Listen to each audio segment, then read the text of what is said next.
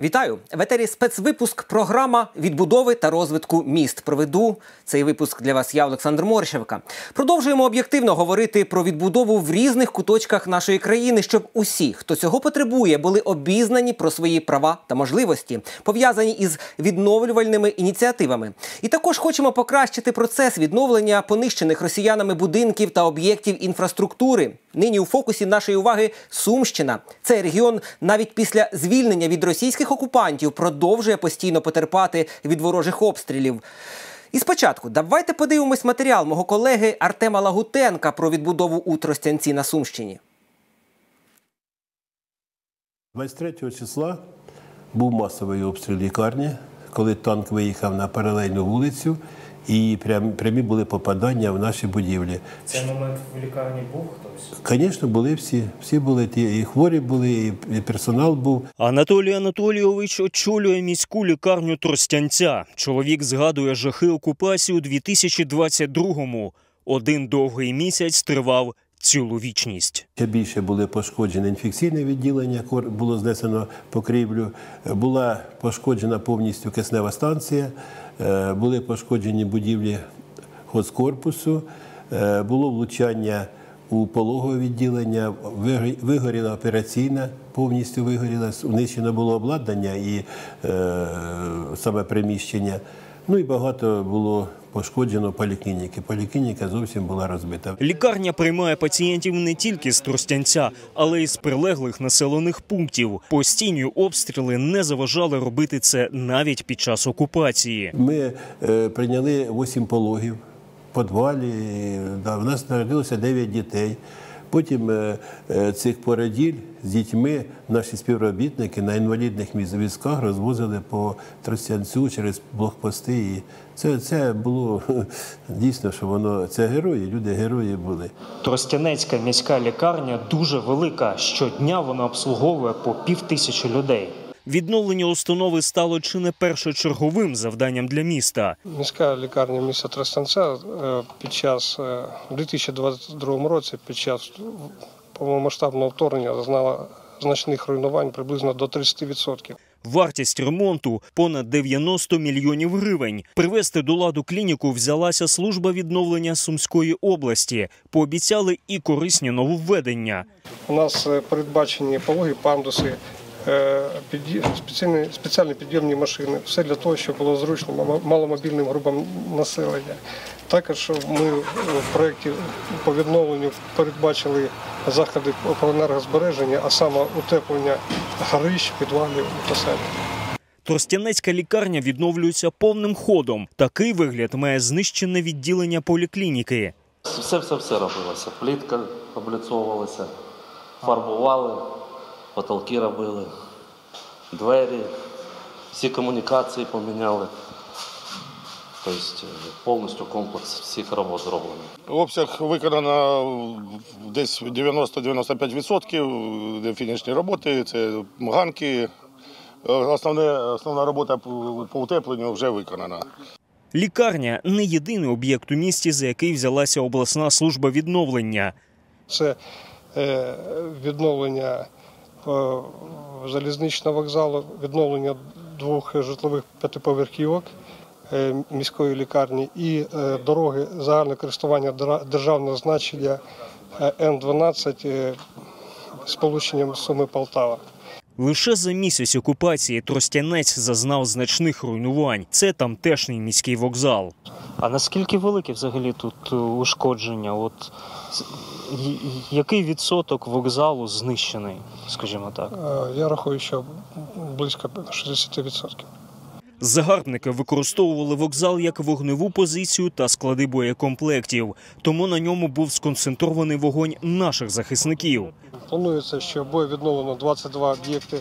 Зокрема, буде відновлено у нас автовокзал, прилегла платформа автовокзалу, аптеки, місця громадського харчування.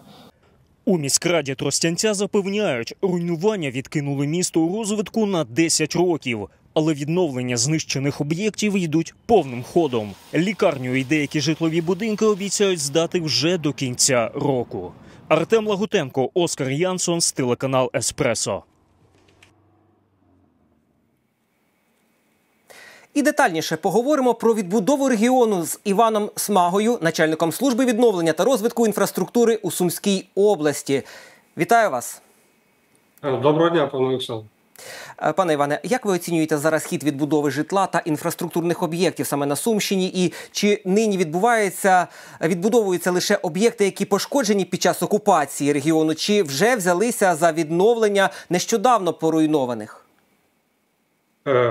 Всі будівельні роботи, які проводяться від служби відновлення та розвитку інфраструктури в Сумській області, виконуються згідно затвердженим графіком і встановлений бюджет.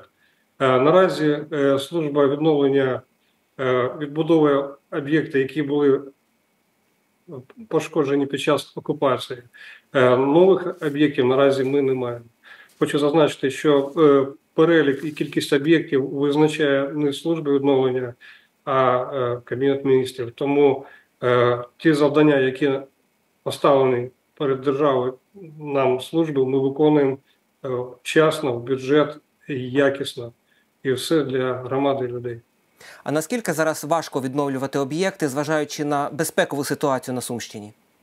Дякую за гарне питання. Дійсно, на території області дуже часті тривоги. Ми стикнулися з браком спеціалістів. Постійно здійснюються ракетно-шахедні удари зі сторони ворога. Але хочу зазначити, що ми, українці, незламна нація, а сумчани – це сталеві люди. Тому ми стараємося виконувати роботи вчасно, в срок. І незважаючи на безпекову ситуацію, яка зараз є в регіоні, всі об'єкти відновлення будуть виконані згідно планами керівництва. Ось цікаво, пане Іване, яка ситуація з дорогами та мостами на Сумщині? З міркувань безпеки ми їх не можемо показати чи вказати якісь точні локації. Однак розкажіть, будь ласка, про обсяги проведених робіт і чому важливі ці роботи нині, як покращує це воєнну логістику?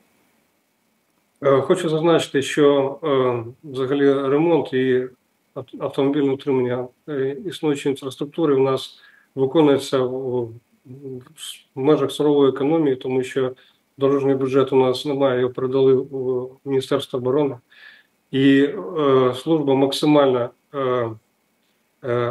максимально якісно і максимально стримано виконує ремонт, ліквідацію аварійної їмковості, підремонтовує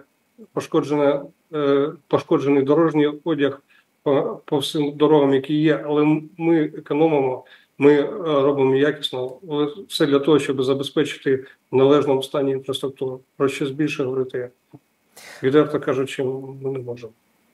А ось з якими проблемами чи складнощами невеликими стикаються громадяни, житло яких було пошкоджене внаслідок агресії РФ? Потрібно розуміти, що в нас дуже специфічний регіон, це форпост України і дуже багато прикордонних сіл і населених пунктів постійно обстрілювались ворогом. Тому значна частина населення емігрувала всередину області і по факту дуже складно було знайти людям, які змінювали своє місце проживання, орендованого житла. І основним складнощем на початку для громадянин, яких ми відновлюємо житло, це було знайти спочатку прихисток.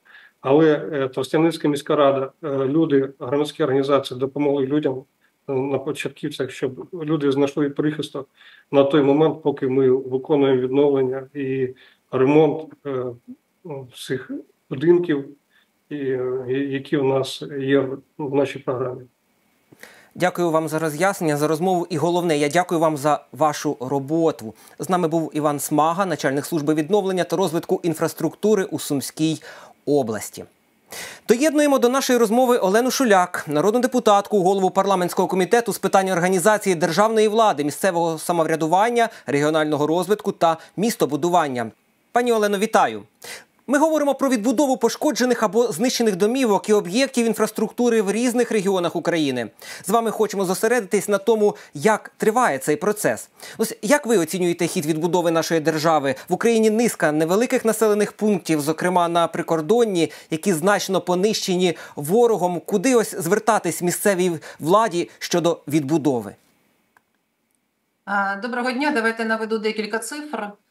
Перш за все, потрібно зазначити, що Світовий банк разом з Міністерством відновлення вже тричі робили відповідну оцінку тої шкоди, яку завдала Росія в результаті повномасштабного вторгнення.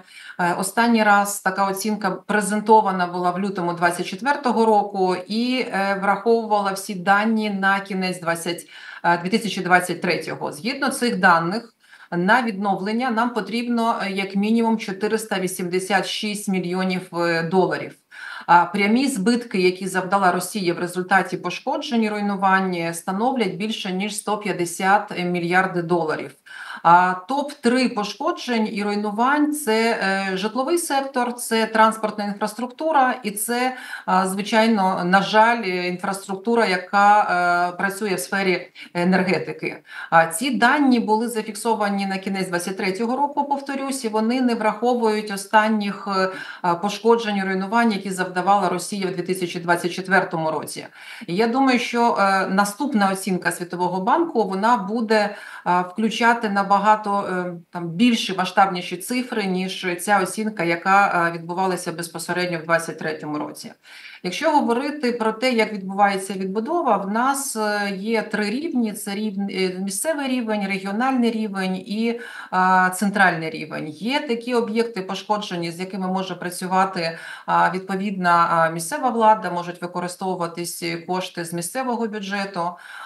Є об'єкти, де не може громада, не може орган місцевого самоврядування справитись з такими викликами, і тут на допомогу, звичайно, приходить або військова адміністрація.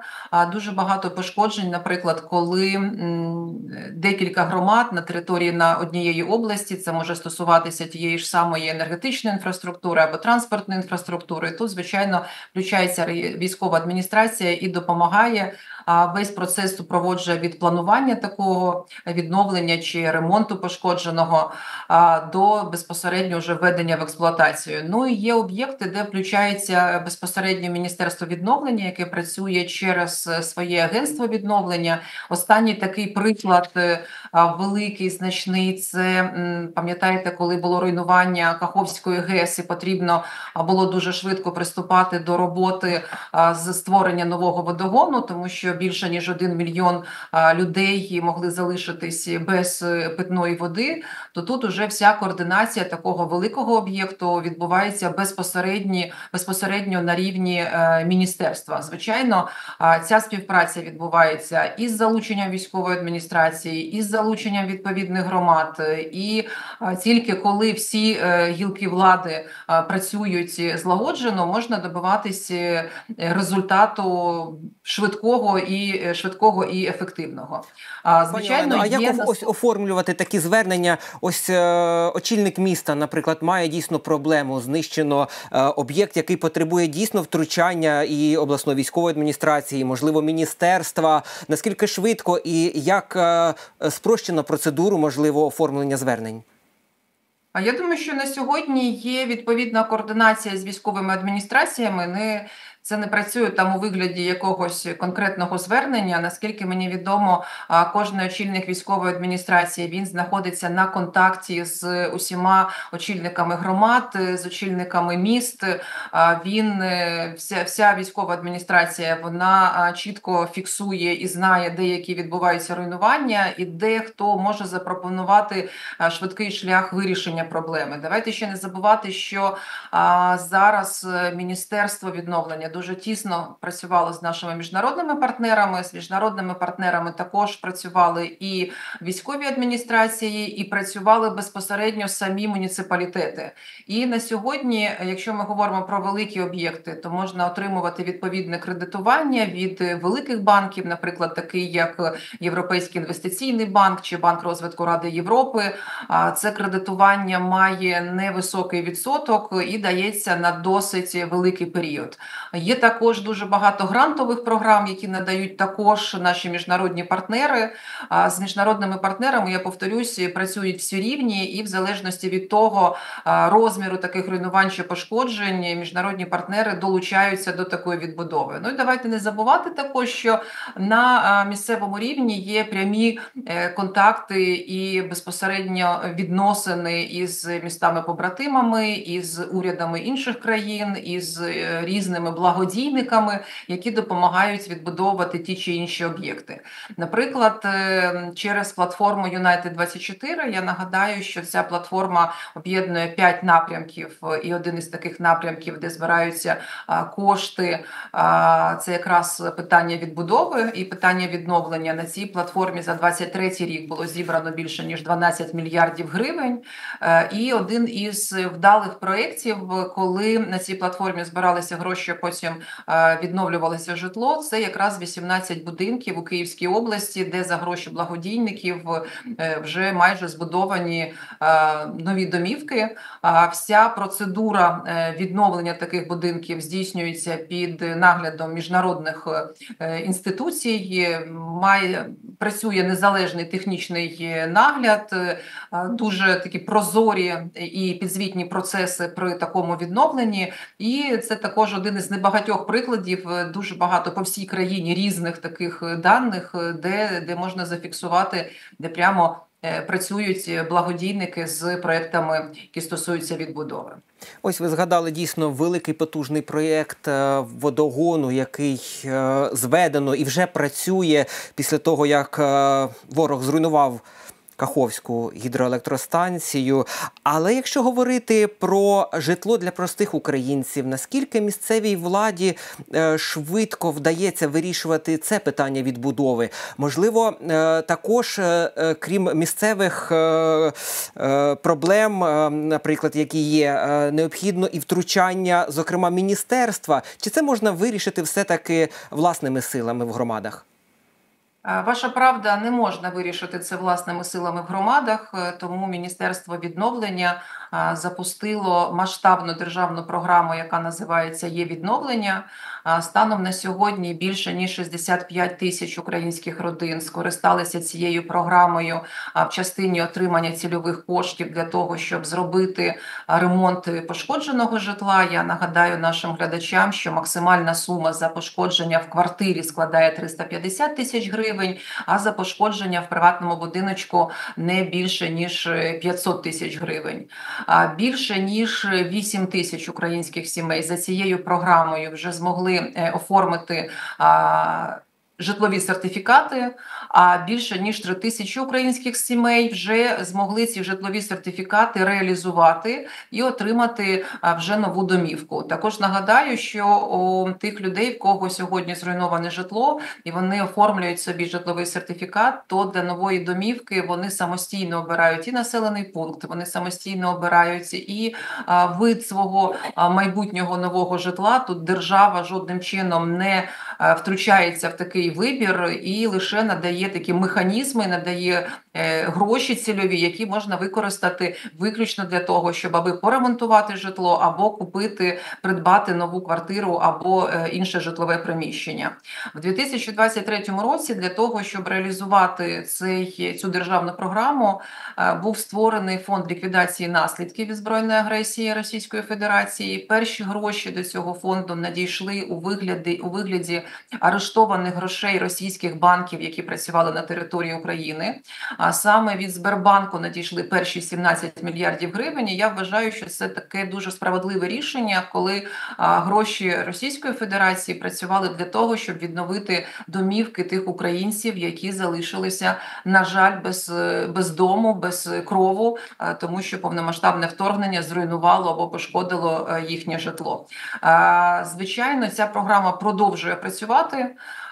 Є ще багато різних етапів, на які ми очікуємо, що Міністерство відновлення їх запустить. Перш за все, в нас величезний запит від тих громадян, в яких зруйноване житло на тимчасово окупованих територіях. Такі громадяни зараз вимушені або мають статус внутрішньо переміщених осіб, або знаходяться за кордоном. І для того, щоб підтримати таких громадян, звичайно, ця програма повинна бути розширена обов'язково і на них.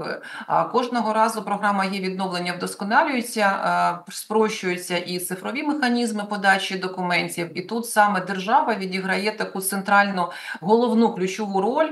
Вона надає для органів місцевого самоврядування і цифровий алгоритм, і цифрові інструменти. Саме центральна влада надає і безпосередньо грошові кошти, за рахунок яких здійснюється компенсація за пошкоджене і зруйноване житло. А місцева влада, органи місцевого самоврядування, вони здійснюють лише адміністрування, створюються відповідні комісії при органах місцевого самоврядування. Всі ці комісії працюють вже безпосередньо з тими мешканцями, в яких є пошкодження або руйнування, заносять все до реєстру пошкодженого і знищеного майна, проводять всі відповідні або нарахування цільових грошей, або вже створюють відповідний житловий сертифікат. І я вважаю, що в такій синергії, коли працює і місцева влада, і центральна влада, яка надає відповідні ресурси і надає відповідні алгоритми, такі процеси відбуваються набагато швидше. І ми бачимо вже на сьогодні той результат, який стосується десятків тисяч сімей, які вже змогли скористатися такою державною програмою. Бачимо дійсно широкий спектр програм і запитів від українців. А ось яка ситуація з працівниками у сфері відбудови? Чи мобілізація не пригальмувала процес відбудови нашої батьківщини? Звичайно, мобілізація торкнулася і будівельної галузі. Звичайно, багато представників саме з будівельного сектору зараз захищають Україну на передовій. І, звичайно, не можна сказати, що немає в цьому питанні там. Звичайно, є проблеми, але ми розуміємо, що оборона нашої держави, вона на сьогодні є пріоритетом номер один. І для будівельної галузі, як і для інших галузей, як і для всіх представників українського і іноземного бізнесу, який працює в Україні, дуже важливо, щоб урядом були надані зрозумілі, прозорі, ефективні правила, які стосуються бронювання. Тому що ми розуміємо, що є там певна категорія працівників, яка повинна бути заброньована. Особливо це дуже відчувається зараз, коли повинні бути заброньовані представники тих організацій, які працюють, наприклад, в тому ж енергетичному секторі, і саме від роботи яких сьогодні залежить, наскільки швидко відновлюється енергетична інфраструктура. Таких прикладів можна наводити багато, тому паралельно з мобілізацією, звичайно, повинно бути і справедливе, зрозуміле бронювання, яке б не давало можливості гальмувати певні процеси, які пов'язані з ремонтом тих пошкоджень, тих руйнувань, які, на жаль, нам завдає Росія. Ну ось, пані Олено, ми вже заглиблюємося в таку економічну складову проблеми. А ось де закуповуються матеріали на відбудову? Чи здатна наша держава сама виробляти все необхідне для відновлення країни? Ну і тим самим це нові робочі місця, це податки, це розвиток бізнесу.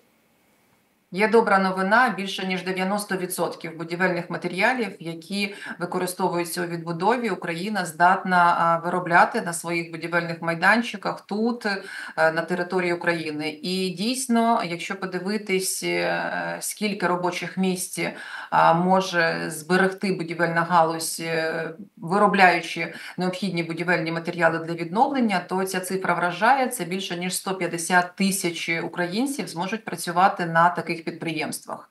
А на сьогодні є низка досліджень, яка підтверджує те, що є будівельні матеріали, які будуть знаходитись в дефіциті. Ну, звичайно, номер один дефіцитного будівельного матеріалу – це скло. Навіть до повномасштабного вторгнення в Україні не було жодного заводу, який би виробляв скло, яке використовується безпосередньо для будівництва різних будівель. Тому сьогодні для України надзвичайно потрібно зробити і створити всі умови, щоб приходили інвестори, будували заводи з виробництва скла, тому що імпортувати скло – це завжди дорожче, ніж його виробляти тут в Україні, тим паче ми бачимо величезну потребу. А також в дефіциті прогнозується, що буде цемент, що буде бетон, буде мінеральна вата в тому числі, і там деякі там види утеплювачу. Тому з цією інформацією потрібно працювати Міністерство економіки, потрібно працювати з нашими міжнародними партнерами, з інвесторами, з українським бізнесом, з іноземним бізнесом, який розглядає Україну для інвестицій, для того, щоб створювати відповідні умови, щоб саме тут розвивалося виробництво наших українських будівельних матеріалів, які будуть використані безпосередньо у відбудові. Ну і, звичайно, додана вартість, звичайно, всі податки, звичайно, заробітні плати, які будуть отримувати українські працівники, це все буде працювати в плюс і в розвиток нашої української економіки. Я впевнений, що це буде. Будуть інвестиції, будуть нові підприємства. Дякую за розмову. Це була Олена Шуляк, народна депутатка, голова парламентського комітету з питань організації державної влади, місцевого самоврядування, регіонального розвитку та містобудування. Дякуємо. Ви дивилися спецвипуск програма «Відбудови та розвитку міст». Провів його Олександр Морщевка. До зустрічі наступної суботи о 18:30.